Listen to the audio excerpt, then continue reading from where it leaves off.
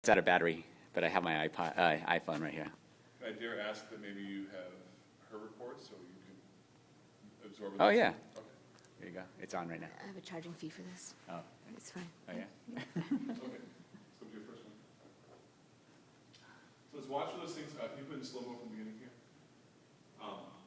With David, we were working more on how we'll catch at end of the way he was entering that. And you can see through here that tension that goes into the wrist. Left wrist, right? Yeah. Right there, it drops in, and you're really pushed back on that right away. And I feel like the breathing one is a little shallow in the left arm too. I would like to see you continue to put that emphasis, that drive in every time, but also let that fuse into the rest of the forearm there. So it can be relaxed, but it's got to fit in the rest of there. You can have a relaxed position out there with the elbow on the outside. I think if you put tension in, it's far more difficult to get the elbow on the outside. Oh, let's go to full speed again. That was a 50, so let's go to the full. Was that the very first one we recorded? Yes. Okay. You can see both of them look like they kind of just come back this way.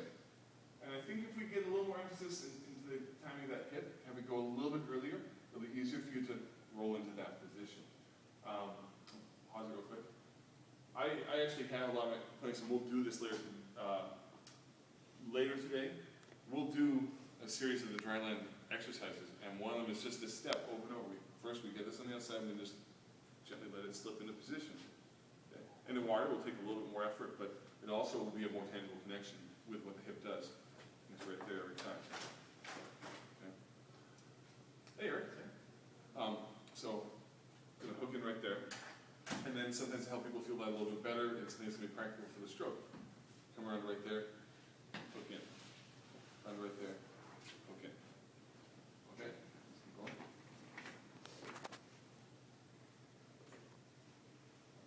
I'm looking for the extra splash or anything from that left arm, but you can see a difference in where they enter right now. You see it better from the above.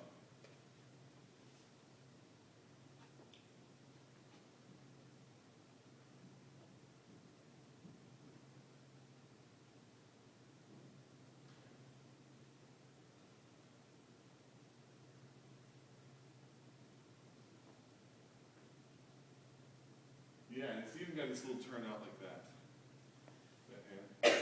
Will you watch that one again?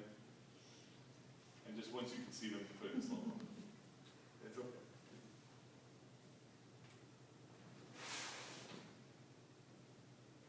Okay. So you see, most of the time, you turn out kind of like that. And I want that to be in kind of neutral wrist position, so the elbow can be on the outside. You've done that elbow trick before, right? You mean turn? Yeah, you got it right there. If you can't feel that, put your hand on a table, and you can feel it all of a sudden. It comes from the shoulders, and it shouldn't be extreme. That's a twist we don't want to get into.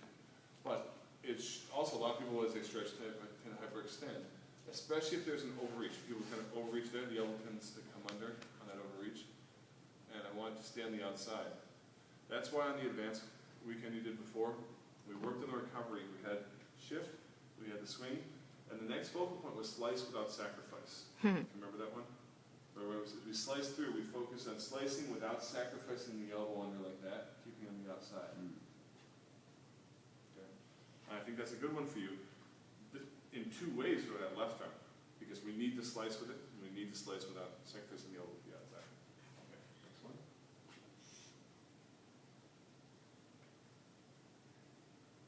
And go into slow one now too.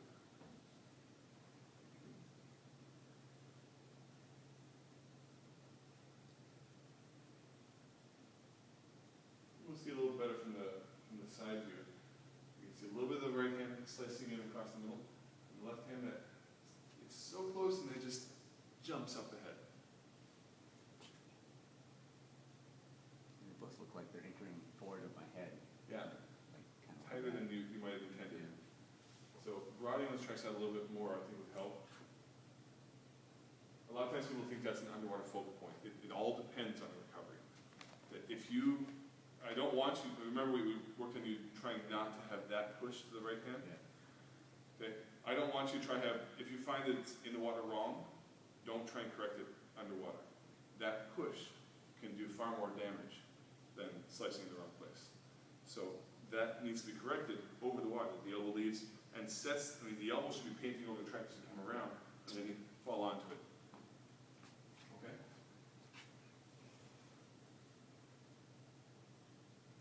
And on the way back, slow it down a little bit.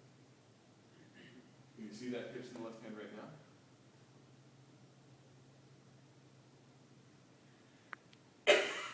Right hand, one continuous path through, and the left hand goes there, up, boom.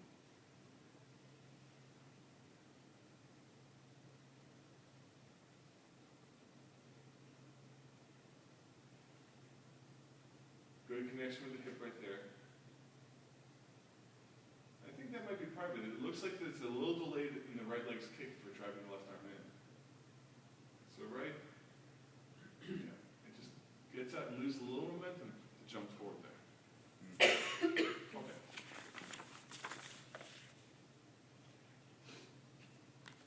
Oh wait, actually, set this one over again. I forgot to show it. Look at the other one from up here.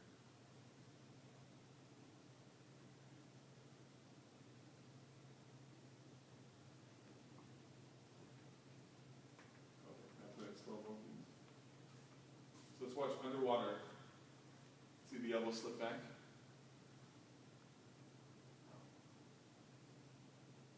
Right there. Yeah. And it gets the perpendicular about here. So that's an opportunity in there. And again, everybody wants to think this depends on some strategy up top there. It can only depend on that if you've got the right pop to get in position. If you slow down and just try and dig in here, it's not going to happen. Because you need this to make that range of motion comfortable, possible, and powerful. So that gets me there so I can press through correctly. It's not a stop or a stagger in there, but it's tough. It's probably the most complicated combination you can work on. It's very elusive for most swimmers. Can you play through and then slow-mo on the way back so you can see the right arm?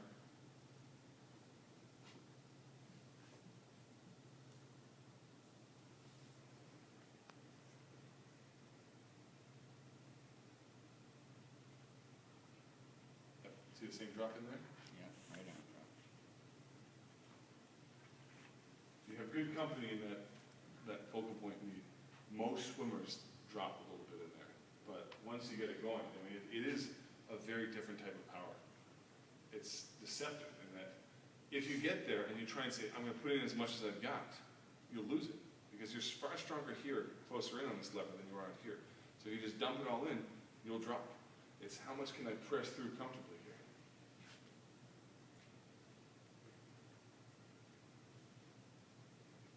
And you want,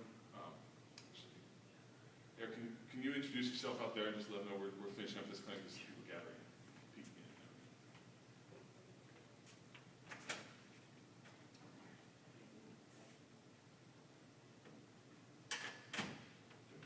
That might not seem like a big opportunity. To me, that's actually quite exciting because it does give you access to a part of the stroke that we don't tend to focus on too much, but fits perfectly into a good front quadrant timing for the stroke. You've seen that little contrast Thorpe and Hackett thing before? Mm-hmm.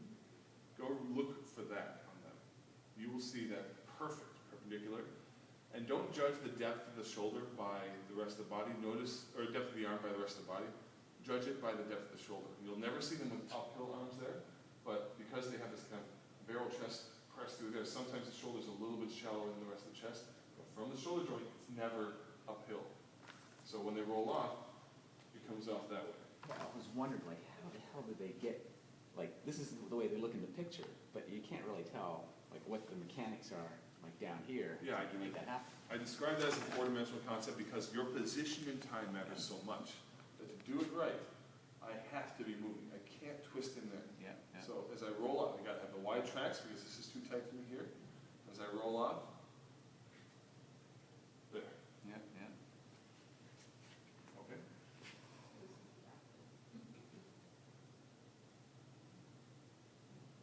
You can still see that tension in the left hand.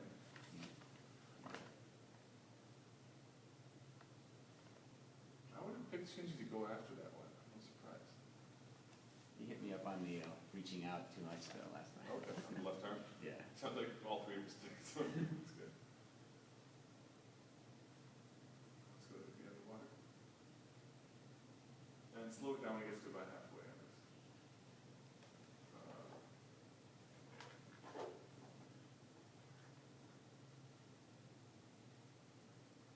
Still reaching.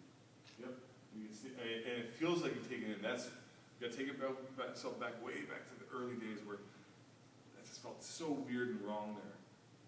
When you did that, that's where you started matching them up. Break that habit pretty soon. And there's a little of that crossing going on there. You don't swim in an endless pool, right? Okay, good, don't. I've tried, I don't like it. It doesn't feel right, and a lot of times people, to stay stable, start adding crossing motions in. So it's nice for teaching some things, but it does have some drawbacks.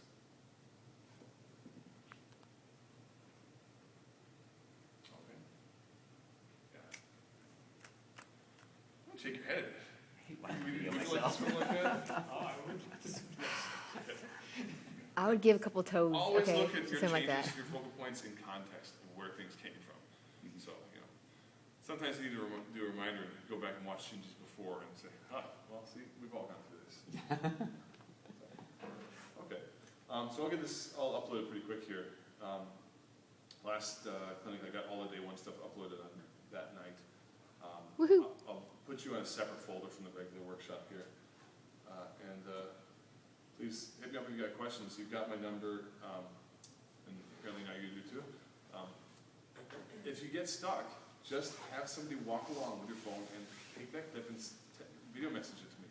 I'll text back that day. I can't promise right away because I'll be on deck. I'll text back that day with some things to work on. And yeah, be open to letting things feel weird and out of place. Okay. Okay? Thanks.